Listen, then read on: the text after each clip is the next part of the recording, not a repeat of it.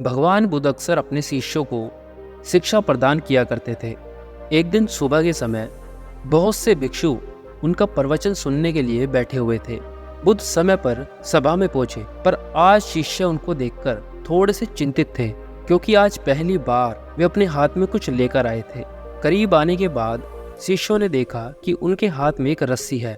बुद्ध ने अपना आसन ग्रहण किया और बिना किसी से कुछ कहे उस रस्सी में गांठें बांधने लगे। वहां पर बैठे सभी लोग ये सोच रहे थे कि अब बुद्ध आगे क्या करेंगे। तभी बुद्ध ने सबसे एक सवाल पूछा, मैंने इस रस्सी में 3 गांठें लगाई है। अब मैं आपसे ये जानना चाहता हूँ, क्या ये वही रस्सी है जो गांठें लगाने से पहले थी? एक शिष्य ने जवाब दिया, गुरुजी, इसका उत्तर देना थोड़ा सा मुश्किल है। ये वास्तव में हमारे देखने के तरीके पर निर्भर करता है।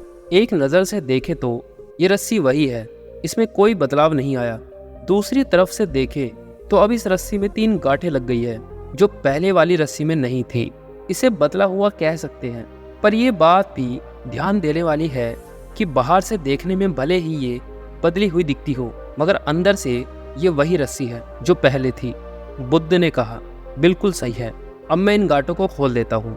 ये कहकर बुद्ध रस्सी को दोनों सिरे से खींचने लगे। उन्होंने पूछा, तुम्हें क्या लगता है, इस प्रकार खींचने से क्या गांठें खुल सकती हैं?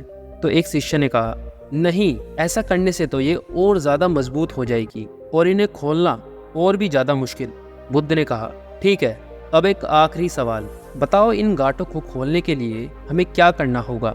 एक शिष्य बोला, इसके लिए हमें इन गांठों को गौर से देखना होगा, ताकि हम जान सके कि इन्हें कैसे लगाया गया था, और फिर हम इन्हें खोलने का प्रयास कर सकते हैं।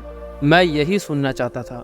ज़रूरी सवाल यही है कि जिस समस्या में तुम फंसे हो, वास्तव में उसका कारण क्या है? बिना कारण जाने समाधान असंभव है। मैं देखता हूँ कि ज्यादातर लोग बिना कारण जाने ही उसको सुलझाना चाहते हैं। कोई मुझसे ये नहीं पूछता कि मुझे क्रोध क्यों आता है। लोग पूछते हैं, मैं अपने क्रोध को खत्म कैसे करूं?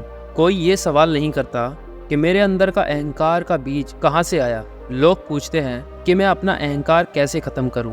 प्रिय शिष्यों, जिस तरह गांठें लग जाने के बाद भी उसका बुनियादी स्वरूप नहीं बदलता, उसी तरीके से मनुष्य में भी कुछ विकार आ जाने से उसके अंदर की अच्छाई नहीं मिटती।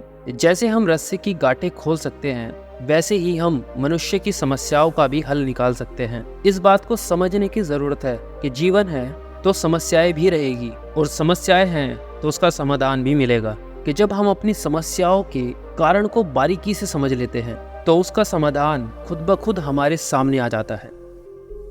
तो दोस्तों, ये थी गौतम बुद्ध की एक और इंस्पायर करने वाली कहानी। मुझे उम्मीद है कि आपको ये पसंद आई होगी। हमारी इस कहानी को सुनने के लिए आपका धन्यवाद। हमारी इस वीडियो को लाइक करें और हमारे चैनल को भी ज़रूर सब्सक्राइब कर लें। ऐसी ही कहानियाँ आपके लिए लेकर आता रहूँगा। सब्सक्राइब करके हमारे साथ जुड़ें। अब मैं मिलता हूँ आपको एक और कहानी में।